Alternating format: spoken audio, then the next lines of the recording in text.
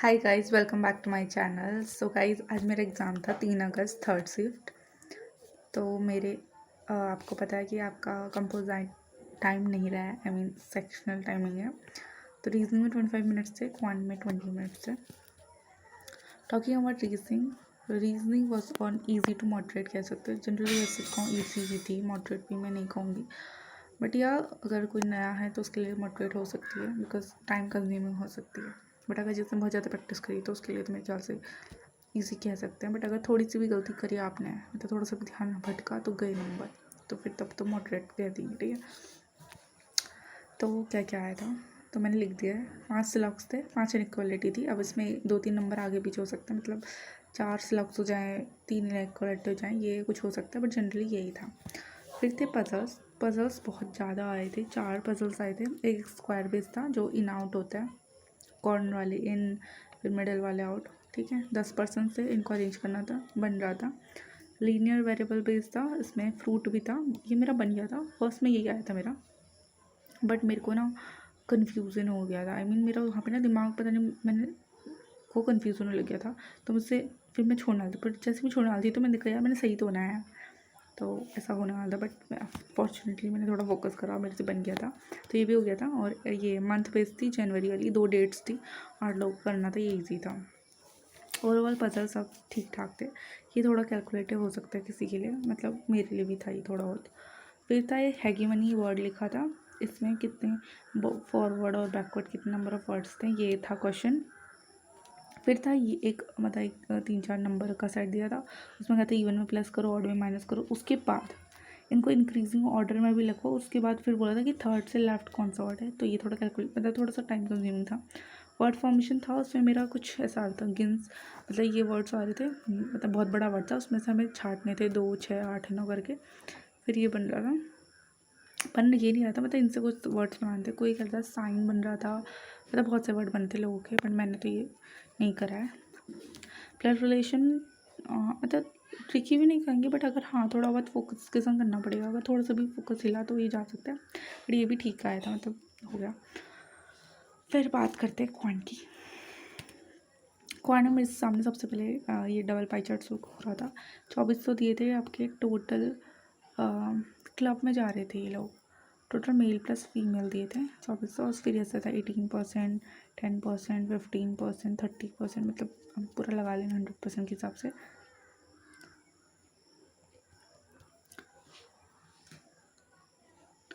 फिर उसके बाद था आपका यहाँ पे इसी का था, इसमें मेल दिए थे, आई थिंक कितने थे, 1600 थे, ठीक है। फिर इसमें भी था 16%, 10%, 30%। ये सब ना ABCDE क्लब है, उसमें नंबर ऑफ ये टोटल दिया था कितने मेल्स और फीमेल है, ये इसमें मेल, ये सब परसेंटेज की बात कर रही हूँ। एक और चीज़ मैं बताना चाहूँगी यहाँ पे, कि जब इसके क्वेश्चन करने वाले थे ना, इसमें पहले तो डेटा निकालना कैलकुलेटिव था, उसके बाद डेटा निकाल भी दिया, उसके बाद क्वेश्चन करने कैलकुलेटिव थे। मतलब मुझे काफ़ी कैलकुलेटिव लगा। हाँ, तो इसमें एक क्वेश्चन, मतलब बहुत सारे क्वेश्चन थे, बहुत सारे कैलकुलेटेड थे, कुछ रेशियो वाले थे। उसमें मेरे से पता नहीं, मैं एक में फंस गई थी, 2 में मैं फंस गई थी एक्चुअली, और एक तो मैंने छोड़ दिया था। 2 में क्या फंसी थी मैं, वो कह रहा था कि यहाँ के जो मेल हैं उसका नहीं, यहाँ के टोटल का डिग्री परसेंटेज माइनस यहाँ के मेल के डी का टोटल का परसेंट, यहाँ के डी का टोटल का डिग्री, और एम के, मतलब डी के मेल का टोटल का डिग्री का रेशियो पूछ रहा था। अब बट तो इसमें मैं फंस गई थी, जबकि ये ईजी होना था। अब मुझे ये समझ में आ रहा था कि इसको कैसे करना चाहिए था, बट वहाँ पे मतलब मैं बहुत बेसिक से कर रही थी, तो बहुत ज़्यादा गड़बड़ कर दी थी मैंने। चलो ठीक है। फिर आया था ग्राफ तो ईजी था, आई थिंक ये सबसे ईजीएस्ट DI कहेंगे। इसमें कलर्ड था, ऐसे कलर्ड प्लस वाइट का सम दिया था, ये इसको ये कर लो, और ये जो ये वाला था ये आपको कलर्ड दिए थे, आई थिंक टीवी थे ये, और आपको ब्लैक एंड वाइट टीवी का एक बार डेटा नोट कर देना था, तो ये ग्राफ काफ़ी ईजी था, मतलब ये तो ईजी होगा। बॉल बेस कैसलेट थी, मैंने नहीं अटेंड करी, मेरे पे टाइम था, बट मैं ना इसमें जगह ना याले में, तो इससे मेरा बहुत ज़्यादा टाइम ख़राब करा, मैं स्टक भी हो रही थी क्वेश्चन में, तो इस वजह से टाइम में। अप्रॉक्सीमेशन थी, ईजी थी, बट बहुत ज़्यादा ही अप्रॉक्स हो जा रहा था। इसलिए मेरे से एक छूट भी गई है, हालांकि बहुत बड़ी ब्लंडर, आप कतई नहीं छोड़ सकते एग्ज़ाम में। मन मुझसे छूट गया, अगर बन जाते तो अच्छा था, बट एक मिनट से मैंने छोड़ दी, छूटी क्या मन से छोड़ दी, क्योंकि मुझसे वहाँ पे नहीं बन रही थी, ठीक है, तो मैंने छोड़ दी। Missing number series was on easy to moderate, मतलब 5 होंगी तो मैंने 3 बनाई होंगी आई थिंक, तो छोड़ दूँगी। एक में तो प्राइम नंबर का फॉलो हो रहा था, एक में इंटू 2 + 4 इंटू 2 + 8 ऐसे कुछ था। Time and work most easy question I think, सबसे ज़्यादा ईजी क्वेश्चन इस पूरे पेपर का यही था। मतलब प्री लेवल का जो टाइम एंड वर्क होता है ना, कि ए ने 10 दिन में करा, बी ने 20 दिन में करा, ऐसा कुछ था, बहुत ईजी था, मतलब प्री का लगा लो। पार्टनरशिप XY से भरा पड़ा था। मैंने फिर बताती हूँ। फिर ये प्रॉफिट लॉस था, ये इसका आंसर 25% आ रहा था, और ये टाइम एंड वर्क का तो 80 या 60 मुझे अच्छे से याद नहीं है, बट ऐसे कुछ था, डेज लगेंगे था, और ऐसे कुछ आया था, मतलब 3200, 800 का प्रॉफिट था 3200 में। इसमें ना थोड़ा घुमाया हुआ था प्रॉफिट एंड लॉस। अब मैं बताती हूँ मेरे से गलती क्या हुई। मैंने ये वाली बना दी थी, ग्राफ वाली, कैसलेट वाली मैंने इनका छूते नहीं, हालांकि मुझे लग रहा है ईजी हो सकती थी। अप्रॉक्स बनाया, नंबर सीरीज बनाया, उसके बाद मेरे पे टाइम था, मुझे ये दिखा टाइम एंड वर्क मैंने बना दिया। फिर मैंने कहा चलो, मेरे पे टाइम में 7 मिनट्स बचे थे, मैंने कहा मैं करता उन 7 मिनट्स में मैंने 3-4 ही क्वेश्चन निकाल पाई हूँ, जबकि मैं अगर सोच रही हूँ और जबकि आगे से मेरी अर्थमेटिक थी ना, वो वेरिएबल भरी आई थी, आई मीन 2-3 क्वेश्चन मुझे वेरिएबल दिख रहे थे, और पीछे के जो क्वेश्चन थे वो थोड़ी ईजी थे, बट मैंने कहा क्यों ना मैंने कहा डी की ट्राई करते, बट मैंने खाली इसका डेटा निकालने में मेहनत लगी, उसके बाद रेशियो परसेंटेज ज़्यादा, इतना ज़्यादा की ज़रूरत नहीं थी, बट जिसकी भी ज़रूरत पड़ी थी था कैलकुलेटर। इसमें भी क्वेश्चन कैलकुलेटर था, इतने पेजेस प्रिंट करता है कार्टेज से 1-2 दिन में। तो मतलब ओवरऑल पेपर में कहूँ ईजी टू मॉडरेट, टफ तो नहीं आएंगे क्योंकि कैलकुलेटर था। मैं बताती हूँ अपने अटैम्प्ट्स, जिसका आप इंतज़ार कर रहे होंगे। तो रीजनिंग में मेरा अटैम्प्ट है 39, एक मैंने वाला छोड़ रखा है वर्ड फॉर्मेशन, हो जाता है ये भी, मेरे पे टाइम था, बट मेरे को थोड़ा डाउट हो रहा था, मेरे से बन भी नहीं, तो समय सच कहूँ तो वर्ड्स मैंने छोड़ दिया।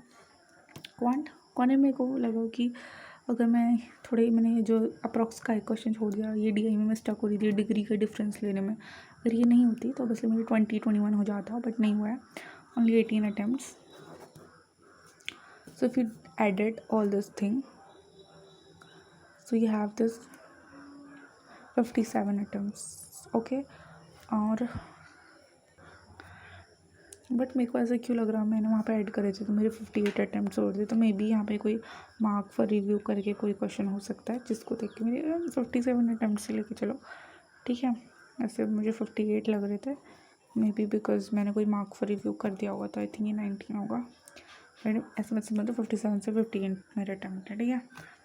अब देखते हैं कि क्या होता है। और बट मैंने लास्ट में एक ब्लंडर वो कर दी है कि मैंने जब पूरा पेपर दिया उसके बाद सब सबमिट वगैरह हो गया था, फिर होता नहीं आगे से स्क्रीन आती है लॉन्च गो सेव करके, पता नहीं मैंने किसको देखा था, आई मीन जो मेरे पहले एग्ज़ाम होते थे ना, तो कोई आता था ऐसे, कोई मतलब कोई जो वहाँ पे स्टाफ होता है वैसे ना क्लिक करते थे, तो मुझे लगता था कि वो लॉन्च पे, वो मेरे सामने लॉन्च पे क्लिक करते, तो मैंने भी लॉन्च पे क्लिक कर दिया, और लॉन्च पे क्लिक करती है ना, फिर दोबारा से वो सब ऐसे दिखाने लग गया स्टार्ट योर एग्जाम्स करके, मेरी फ़ोटो वगैरह दोबारा आने लग गई, तो पता नहीं यहाँ पे मैंने क्या गलती कर दिया, बट आई होप कि पेपर सबमिट हो गया हो, इतनी मेहनत करिए।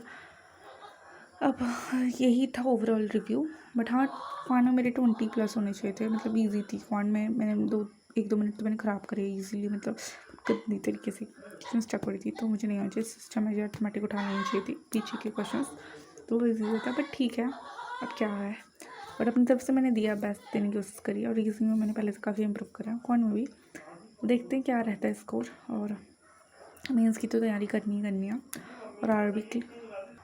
और आप भी शुरू कर दीजिए मेंस की तैयारी, और प्री की भी कंटिन्यू रखिए, बिकॉज हमें नहीं पता कि क्या कट ऑफ जाएगा, क्योंकि मेंस की तैयारी करना कभी भी मतलब एक व्यर्थ नहीं जाता, बस करते रहना चाहिए, क्योंकि अल्टीमेटली हमें मेंस देंगे तभी तो हमारा जॉब लगेगी ना, सो हमें मेंस की तैयारी करनी है, ठीक है।